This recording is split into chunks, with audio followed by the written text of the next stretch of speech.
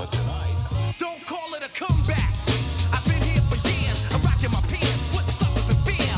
Making the tears rain down like a monsoon. Listen to the bass go boom, explode. And with the local DBC news, LL Cool J with a triumphant... That is not me. Oh. Nope, I don't have those moves. That's Yannis Marshall, who's from France. Yeah. Oh, okay. Yeah.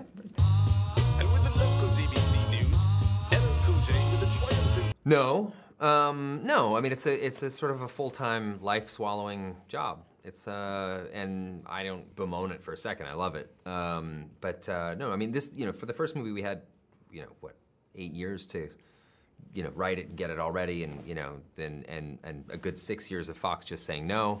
And then on this one, we had obviously much less time to get the Deadpool 2 together, but it was great because we knew exactly what we wanted. And with the local DBC news, LL Cool J with a triumphant... No, I like playing them all. I mean, that's like my desire is to play all kinds of different parts. Okay. You know, to me, what's fun is being surrounded by comedians and being in this comedic kind of irreverent volley with especially Ryan or T.J. Reynolds. I mean, sorry, T.J. Miller.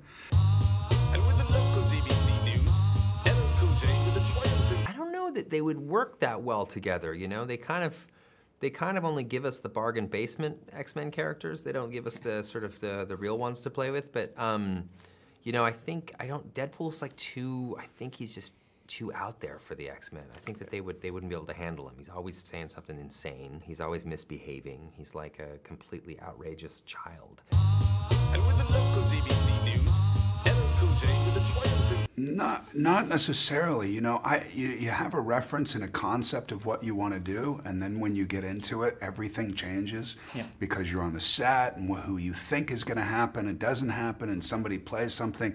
Ryan, who I think is going to be funny the whole time, but he's thinking of different lines and thinking of different funny moments. And with the local DBC news, LL Cool J with a triumphant... That's not really a problem. It's you know, good problem. So I love it. I mean, I think that one of the specific reasons that audiences connect with Deadpool is that they really sense my love for it too. You know, I think when you see somebody on the screen who's having the time of their life, you also have the time of your life. So I think that audiences connect to that authenticity and that passion and that love, and I love Deadpool. And with the local DBC news, LL Cool J with a triumphant... the physical was massive. Yeah. Psychological, because I'd never done a movie like this. Yeah. So all of it was a lot of, not anxiety, anticipation. You know, I was at the gym 3 hours a day. I had 12 weeks or 11 weeks to find it, so I didn't have a lot of time. I worked with a trainer who is amazing at Gold's Gym, the Mecca, where Arnold works out. And then psychologically, you're in this thing. You're in this myopia. You're in this tunnel vision because you want to accomplish this thing. So I think it just bled right into the movie. And with the local DBC news, LL Cool J with a triumphant... Well, mainly we were free. I mean, you know, the first movie, it was difficult because the studio, you know, they wanted the movie to be sanitized and clean for little kids and all these sorts of different things. And then, but we kept pushing back, and you know, the more we push back, the less money they give us, so it's less risk. So they let us make the movie we wanted to make, which is, you know, this absolutely insane action extravaganza that, you know, breaks all kinds of weird barriers and pushes boundaries and says and does things that most comic book movies can't really do. Deadpool 1 is an origin, so a lot of the movie is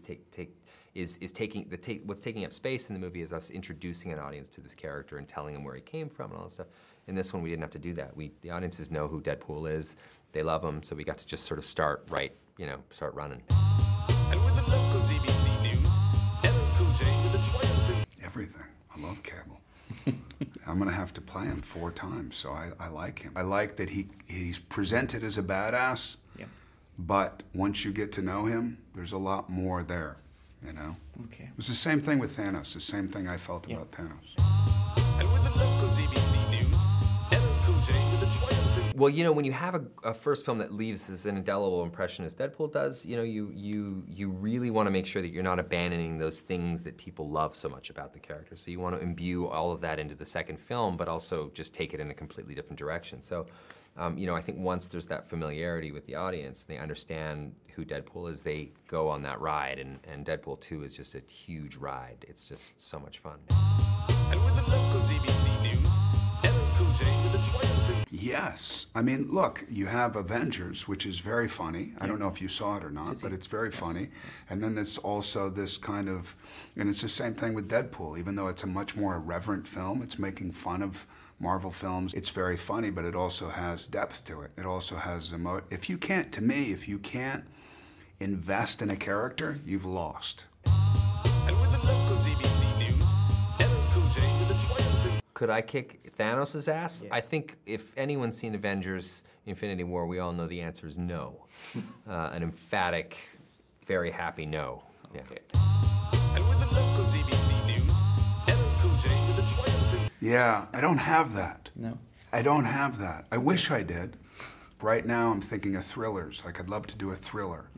I don't know why. It just happens. And it's like I said no to Marvel type movies or bigger movies, and then suddenly a movie showed up like Avengers and I went, let's do that. But when you find something that you actually like or that comes along, or maybe I'll read a book, like we're developing this book called The Wolf right now.